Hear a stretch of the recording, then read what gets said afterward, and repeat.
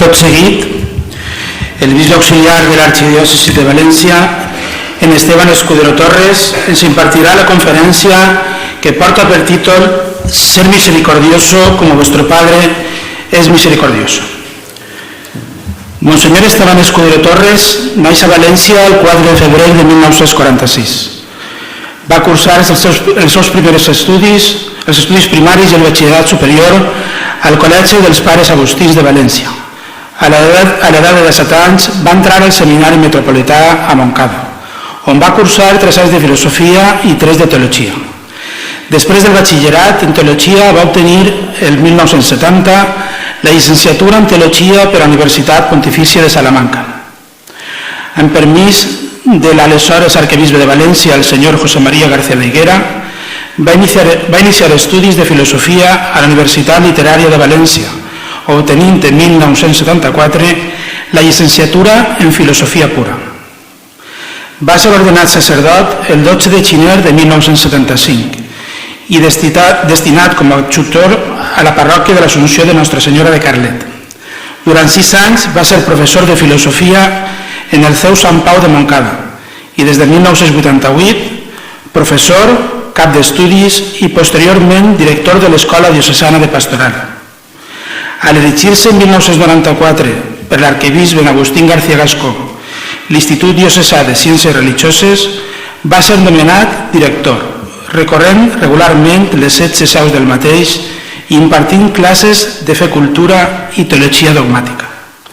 Des de 1982 va impartir diverses assignatures optatives a la Facultat de Teologia Sant Vicent Ferrer.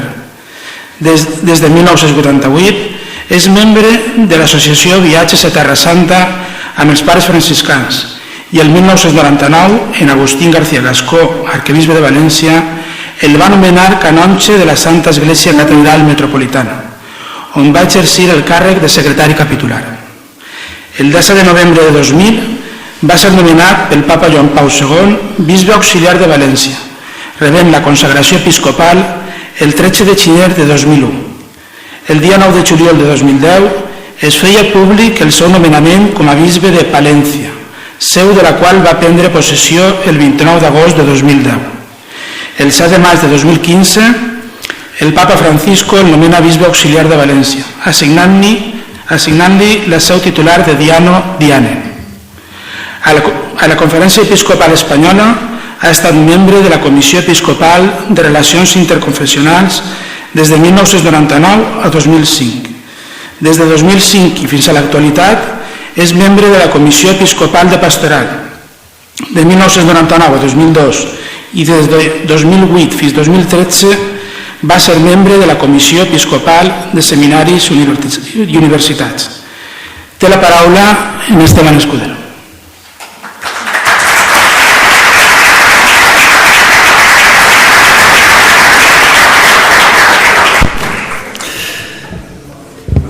Jo parlaré en castellà, que és la llengua materna meua, però vostès poden parlar si volen demanar qualque cosa, perquè parlo també el valencià, però parlo molt mal.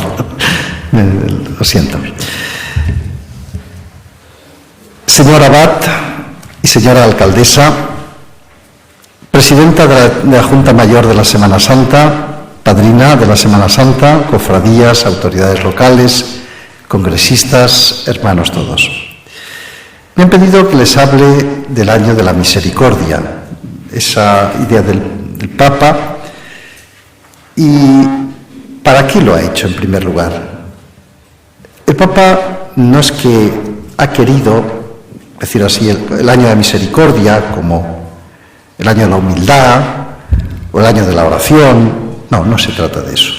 Es decir, no hay años así de cada una de las actitudes cristianas.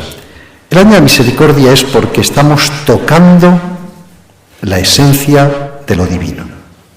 Ese Dios que muchas veces hemos presentado, algo habrá por ahí arriba. Ese Dios que a veces se ha presentado con rasgos duros, castigo de Dios. Ese Dios que a veces es un Dios bonachón, bueno, al final todo es lo mismo. Ese Dios se nos ha manifestado. Y se ha manifestado como amor. Por lo tanto, lo primero que tenemos que hacer es ver qué es el amor y qué es la misericordia. Cuando una madre ama a su hijo, tiene amor hacia él. Pero pensemos que esa madre de pronto ve que su hijo está en la droga y que viene a casa pidiendo dinero una y otra vez, y cuando la madre ya no quiere dárselo porque ya es un abuso constante, el hijo la empuja, va donde coge el dinero, se lo lleva. La madre puede tener dos reacciones. Una, decir, aquí no vuelves más, cerrar la puerta, o bien ese amor que le tiene se transforma en misericordia. La misericordia es el amor cuando ha sido ofendido, que se transforma en perdón, en acogida. Pues bien, vamos a hablar pues de este amor de Dios que se transforma en misericordia por el pecado del hombre. El esquema de la charla es muy sencilla. Voy a hablar del amor de Dios tal como se manifiesta en el Antiguo Testamento, el amor de Dios tal como se manifiesta en Jesucristo, en el Nuevo Testamento, el amor de Dios cómo se manifiesta en la Iglesia, sacramento de la misericordia, y finalmente, en el cuarto lugar, cómo ese amor misericordioso se transforma en Eucaristía y en penitencia. En primer lugar, el Dios misericordioso en el Antiguo Testamento. Cuando Dios se manifiesta, y esto para nosotros los cristianos es algo tan habitual, que Dios se revele, que no le damos la importancia. ¿Por qué Dios tiene que revelarse? ¿Por qué tiene que manifestarse Dios? ¿Por qué? El Islam es la adoración a Dios. Dios no habla Mahoma en el Corán sobre Dios. Cuando vemos otras religiones, Dios incluso se concibe como alguien duro, fuerte, y la reacción del hombre ante el Dios es la adoración, el inclinar la cabeza, el ponerse de rodillas, el tenderse en el suelo. ¿Por qué Dios y cómo se manifiesta la primera vez en la historia de la humanidad? Se manifiesta como amor misericordioso. He visto la opresión de mi pueblo en Egipto y he bajado a liberarlo. Entonces designa a Moisés para que lo libere, lo saque de la esclavitud y lo lleve a la tierra prometida. Por lo tanto, la primera idea es que en el Antiguo Testamento Dios se manifiesta como el que ama, el que se enternece por su pueblo, el que le da pena de ver la esclavitud a que está sometido y envía a Moisés para que lo saque de allí. Esta idea es fundamental en el Antiguo Testamento. Todo el judaísmo está centrado en la idea de la liberación de Egipto. Cuando el judío va a presentarse al templo de Jerusalén, recita el credo judío. Mi padre era un arameo errante, bajado a Egipto, fue sometido a la esclavitud, pero Dios, y sigue la historia. Cuando todo buen judío celebra todavía hoy la fiesta del Pesaj, la Pascua, es el plenilunio de primavera, que coincide más o menos con la nuestra, con nuestra Pascua, cuando se presentan los manjares que van a comer en la cena pascual, las familias reunidas, se presenta el pan, se presenta el vino, se presentan las hierbas amargas, lechuga, escarola, con vinagre, se presenta luego el jaroset, es decir, un compuesto de manzana y de nueces, hierbas amargas, la alegría, la tristeza del dolor, de la esclavitud, la alegría de la liberación. Pues bien, entonces el niño pequeño, el más pequeño de la familia, en el caso de Jesús en la última cena sería San Juan, sin duda, pregunta ¿por qué nosotros estamos hoy velando y no nos vamos a la cama? Es la pregunta ritual que todo niño pequeñito tiene que hacer al abuelo, al padre, al rabino que está ahí, para dar la ocasión a decir, mi pueblo estaba oprimido y Dios, en su amor misericordioso, nos liberó de Egipto. Así pues, la idea del amor de Dios, que se compadece del pueblo, es la idea dominante en la religiosidad judía, en la religiosidad del Antiguo Testamento. Pero hay además algo todavía mayor. Es cuando la alianza del Antiguo Testamento está a punto de quebrarse. En la época de los reyes, los pueblos de Israel, las 12 tribus, están abandonando la fe en Dios. Se están dejando contagiar por los dioses paganos, lo que se llama los Baales. El templo de Jerusalén es destruido por Nabucodonosor. Los reyes han llevado al pueblo a la apostasía y van camino del destierro, de Babilonia. El pueblo ha abandonado la ley, la ciudad de Jerusalén ha sido arrasada, el templo ha sido destruido. Parece que la historia de Israel se va a terminar. Incluso Dios mismo se arrepiente de haber hecho esa alianza. Vamos a ver un texto precioso de Oseas, en el que parece como si Dios dijera: me he equivocado eligiendo a este pueblo. Me he equivocado, han fracasado, la alianza ha fracasado. Y nos dice el profeta Oseas, como diciendo, Dios recapacita y dice: sí, efectivamente debería alejarme del pueblo, ¡hala! Que se mueran, rompo la alianza. Pero soy Dios, no soy hombre. Por lo tanto, se me revuelven las entrañas. Lo de la madre que a su hijo, que debería echarlo de casa, aquí no vuelvas más, se le revuelven las entrañas y dice: pero es mi hijo. Y vuelve otra vez a acogerlo. Nos dice el profeta Oseas: ¿cómo podría abandonarte, Efraín, entregarte, Israel? Mi corazón está perturbado, se me conmueven mis entrañas, no actuaré con el ardor de mi ira, no volveré a destruir a Efraín, porque yo soy Dios y no hombre, santo en medio de vosotros, y no me dejo llevar por la cólera. Es decir, Dios ahora, el amor que tenía al sacarlo de Egipto, se transforma en misericordia. Pobrecitos, vuestra ciudad destruida, vuestro templo derruido, vuestros reyes en el exilio, no tenéis profeta, no tenéis sacerdotes, habéis fracasado. Debería abandonaros, pero soy Dios y no soy hombre.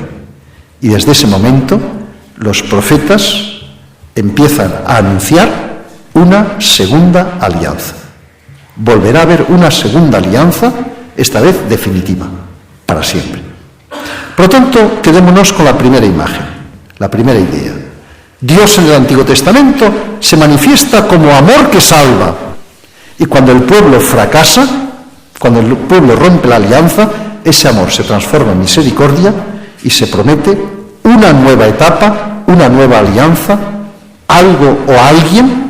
Los profetas no aciertan, le llaman el Mesías, el siervo de Dios, le llaman de muchas maneras. Alguien o algo va a venir para cerrar con la humanidad una segunda y definitiva alianza. Pasamos a la segunda idea. ¿Cómo Dios misericordioso se revela en el Nuevo Testamento, en Jesucristo? Jesucristo tiene una misión. Ha venido a anunciar el reino de Dios. Mejor dicho, más que reino de Dios, el reinado de Dios. Es decir, Dios tiene que reinar. Tiene que ser aceptado. Quiere convencer a todos que Dios es mi rey, es mi Señor, es aquel a quien yo le debo adoración y amor. Y ese Dios se manifiesta ante todo como misericordia. Es decir, Dios es amor. Y como es amor, Dios envía a su Hijo para manifestarse, para decir quién es Él. También en esto estamos tan acostumbrados que ya no nos damos cuenta de lo que eso significa. Que Dios se haya hecho hombre. Esto es impresionante. Eso no se da en la historia de religiones. La historia de religiones siempre Dios está arriba, ante el cual hay que adorar, o hay que ofrecer sacrificios, o hay que rezar, o hay que... No, ahora es que Dios se ha hecho hombre. ¿Nos damos cuenta de lo que eso significa?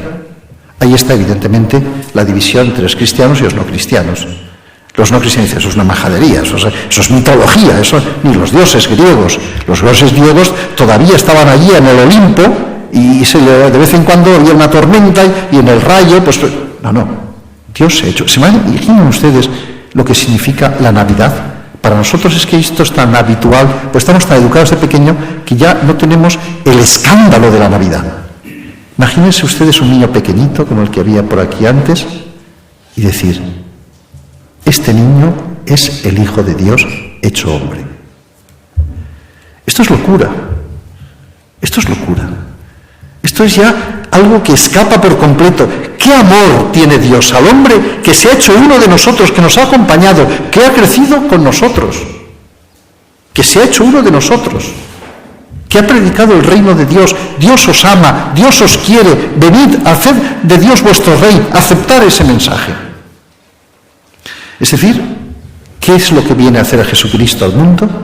Predicar que Dios es amor y que quiere ser aceptado, fíjese, aceptado.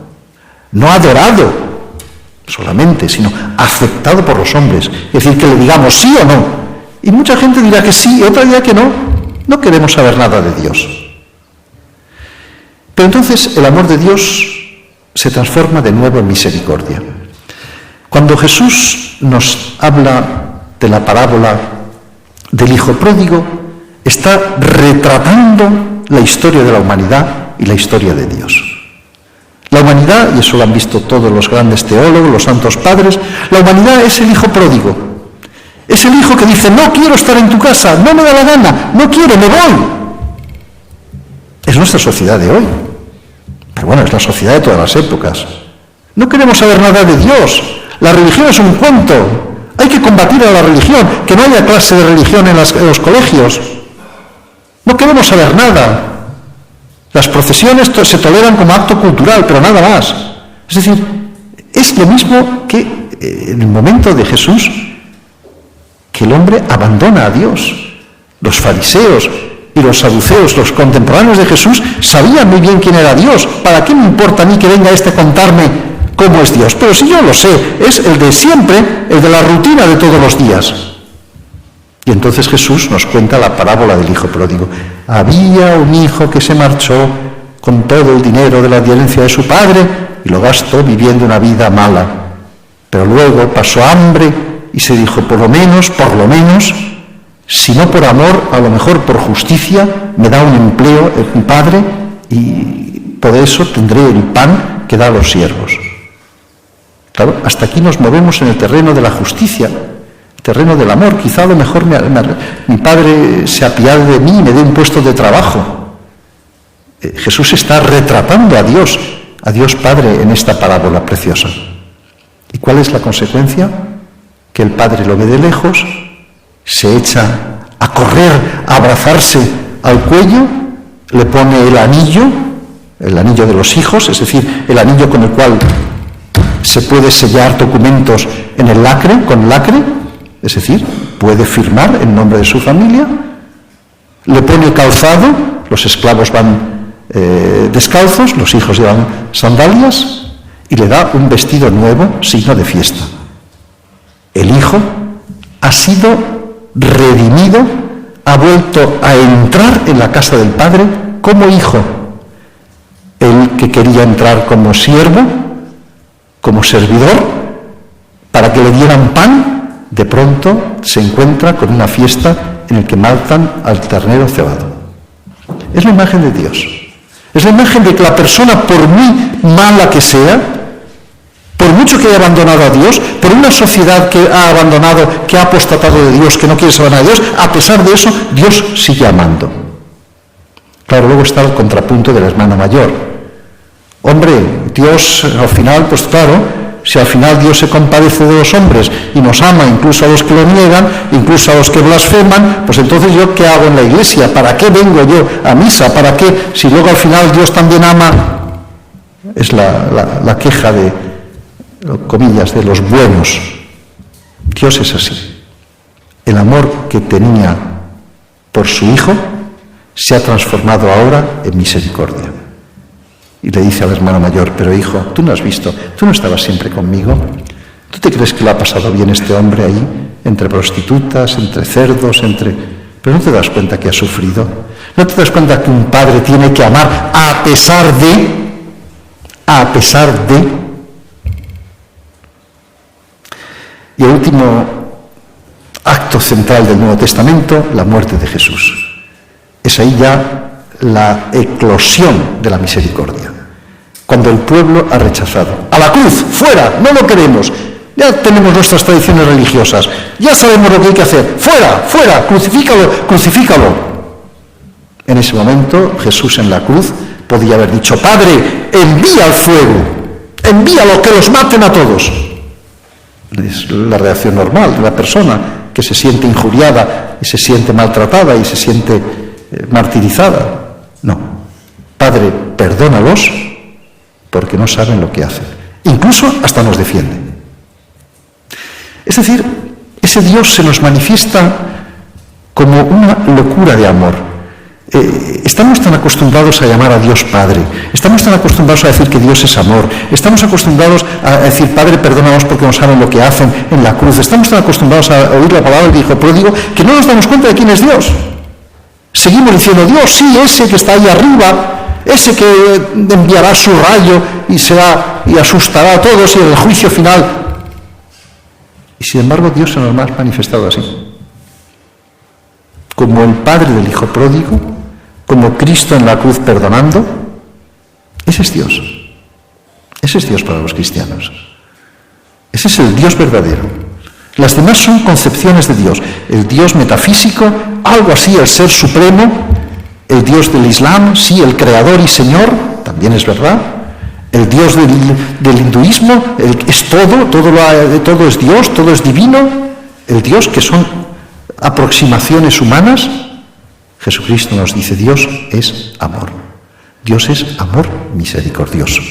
Amor que se transforma en aceptación del pecador, del que lo rechaza, del que no quiere saber nada de él. Segunda idea. Entonces, ¿qué consecuencia tiene el año de la misericordia para con nosotros? ¿Por qué el Papa se le ha ocurrido hacer un año de misericordia? En primer lugar, ya lo hemos visto, para que los cristianos, y de los cristianos luego lo transmitamos al mundo entero, tengamos una imagen de Dios correcta, la que Él ha querido manifestarse. No la que nosotros pensamos que es Dios. Cada uno tiene su idea de Dios, su pequeño idolito. Sí, algo tiene que... No. El Señor nos ha mostrado quién es Dios. Y nos lo ha mostrado diciendo: mi Padre es así, y yo por eso lo represento. Entonces, el Papa ha querido, en primer lugar, que la humanidad, la Iglesia católica, y luego pues también las personas que de buena voluntad que quieran enterarse, es decir, nos ha mostrado quién es Dios. El año de misericordia, por lo tanto, es una catequesis sobre Dios. Pero es también, y en segundo lugar, y ahora viene la tercera idea, una catequesis sobre el hombre. Nos dice Jesús: sed misericordiosos como vuestro Padre es misericordioso. Es decir, lo que el Papa quiere es que si hemos conocido que Dios es amor misericordioso, también nosotros en nuestras relaciones humanas tengamos amor de misericordia, que tengamos entrañas de misericordia, de fraternidad. Es decir, que vivamos intensamente ser imágenes de Dios. Si Dios es así, nosotros, hechos a su imagen, tenemos que ser así. Es un ideal precioso. Es el humanismo cristiano. Intentar, en la medida que podamos, tener unas relaciones de amor, de fraternidad, de solidaridad, de compasión, de perdón, en definitiva, de aceptación del otro tal como es. Es el humanismo cristiano, que muchas veces no conocemos o muchas veces lo dejamos en segundo lugar. Muchas veces con los preceptos, con las normas, con las tradiciones, con las cosas, olvidamos lo fundamental: ser misericordiosos. Ser misericordiosos. Por eso el Papa nos pide que en este año recordemos algo que aprendimos en la infancia. A ver, ¿quién sería capaz aquí en este momento de decir: a ver, las obras de misericordia? Las obras de misericordia son 7. corporales y otras 7 espirituales. Dar de comer al hambriento, dar de beber al sediento, dar posada al peregrino. Las espirituales, dar buen consejo al que lo ha menester. ¿Quién se acuerda de eso? Nos suena pues un poco a infancia. Sin embargo, esas obras de misericordia tendríamos que actualizarlas, porque son actitudes que se derivan de la actitud fundamental que es la misericordia, que debe ser el común denominador de todos los cristianos. ¿Qué sería hoy dar de comer al hambriento? Pues sería ayudar a Cáritas y beber al sediento, dar posada al peregrino. ¿Qué sería hoy corregir al que yerra? Pues efectivamente tener la valentía de decir, eso no está bien, lo que se llama la denuncia profética. Eso es mentira, eso es erróneo, eso nos lleva a la perdición. Es decir, sería la idea del Papa es que actualicemos, según el contexto de nuestro mundo, lo que es la misericordia hoy. Y ahí cada uno pues podemos imaginarnos, a ver, ¿qué es ser misericordioso hoy? Pues ahí ser misericordioso es acordarnos a ver qué podemos hacer por esas personas que están ahí dando vueltas por Europa sin que nadie las admita. ¿Esa es la política acertada? ¿Qué es ser misericordioso hoy? Ver que hay personas que están embarcándose en unas lanchas allí neumáticas para cruzar el Mediterráneo, que la mayoría de las cuales vuelcan y se mueren, y tenemos que ser solidarios con ellos, o los que están en el paro, o los que están mendigando ahí en nuestras calles. ¿Qué sería hoy ser misericordioso? ¿Qué sería la traducción hoy de las obras de misericordia? Eso de dar posada al peregrino, vestir al desnudo, corregir al que yerra, ¿cómo se puede traducir al lenguaje de hoy? Al de hoy. Y ahí cada uno tiene que tener la imaginación, una imaginación creadora, es decir, ver a quién es tu prójimo, ver las necesidades de la sociedad, ver las necesidades de tu iglesia, ver las necesidades de tu familia, ver las necesidades de... Es decir, tener entrañas de misericordia. Es la consecuencia del mandamiento, amaos los unos a los otros. Si el Papa ha dicho, este año será el año de la misericordia, es precisamente, repito, para tener una idea clara de lo que es Dios y, en segundo lugar, para tener una idea clara de lo que es la moral cristiana, la moral del amor. Amarás al Señor tu Dios con todo tu corazón, amarás al prójimo como a ti mismo. Ahí está, amor al prójimo como a ti mismo, es decir, tener entrañas de amor, entrañas de misericordia. Y cuarta idea, cómo la Iglesia tiene que ser sacramento o espejo de la misericordia. La Iglesia, mucha gente pues la identifica, pues sí, ahí con la Iglesia, el templo, con los curas, con los obispos. La Iglesia es algo más. La Iglesia es, en San Pablo nos lo dice, el cuerpo místico de Cristo. Cristo está dentro de la Iglesia. Cristo es la cabeza, nosotros somos su cuerpo. Cristo está ahí. Por lo tanto, hoy la Iglesia tiene que ser el espejo que transparente la imagen de Cristo al mundo. Es una misión terrible, es grandiosa, pero al mismo tiempo tremendamente difícil. Cómo la Iglesia tiene que transparentar ese Jesucristo del buen samaritano, el de la cruz perdonando. ¿Y qué tiene que hacer la Iglesia? Pues tendrá que haber una renovación muy seria en la Iglesia, en nuestras parroquias, en nuestras diócesis, en la Iglesia Universal, para transparentar la misericordia de Dios. Es lo que el Papa llama la nueva evangelización. La nueva evangelización supone un cambio de estructuras, la nueva evangelización supone un cambio de mentalidad, la nueva evangelización supone un cambio del corazón. En definitiva, transparentar, hacer visible ante los hombres al Dios misericordioso. Pero no solamente en el plano de la inteligencia, cómo en concreto la Iglesia transmite la misericordia de Dios. En primer lugar, por algo que quizás a mucha gente dirá, oiga, eso ya... Sí, algo ya. Nosotros, cada uno de nosotros, la actitud también del cristiano, y la Iglesia en eso es muy sabia, antes de comenzar los sagrados misterios, reconozcamos nuestros pecados. Señor, ten piedad. Cristo, ten piedad. Señor, ten piedad. La actitud seria del cristiano, la auténtica, es sentirse que no llega en absoluto al perfil que Dios le da. No somos misericordiosos como nuestro Padre es misericordioso. Las instituciones eclesiásticas no son misericordiosas como nuestro Padre Celestial es misericordioso. Ni las congregaciones religiosas son misericordiosas como el Padre Celestial es misericordioso. Por lo tanto, la actitud del cristiano, coherente con esa falta, con esa diferencia entre la realidad y el ideal, es la actitud del perdón. Señor, ten piedad. Por eso, este año de la misericordia es el año de la reconciliación también. Es el año en el que el sacerdote, ministro de Dios, nos impone las manos para decir, sí, ya sé que no das la talla, ya sé que has cometido pecado, ya sé que eres egoísta, ya sé que eres insolidario, ya sé que todas las cosas, pero yo te absuelvo en el nombre del Padre, el Hijo y el Espíritu Santo. Así la Iglesia transmite la misericordia de Dios, diciendo, sé que no eres lo que deberías ser. Más todavía, sé que no vas a llegar tampoco a lo que deberías ser, porque tu debilidad, porque tu pecado, pero a pesar de eso, Dios te acepta como eres. Yo te absuelvo, yo te perdono, yo te admito como el Padre del Hijo pródigo a la casa del Padre. Sacramento de la penitencia. Pero hay otro sacramento en el cual se nos manifiesta la misericordia de Dios. Es el sacramento de la Eucaristía. Por eso este año aquí, en Valencia, en toda la provincia, es el año del Santo Cáliz. La Eucaristía, el celebrar la Eucaristía es celebrar el acto supremo de la misericordia de Dios. Cada vez que celebramos la misericordia, estamos actualizando aquí y ahora el Calvario. Cuando Cristo da su vida por los demás, Padre, perdónalos, me entrego a ti, no les castigues, castígame a mí, me entrego a ti.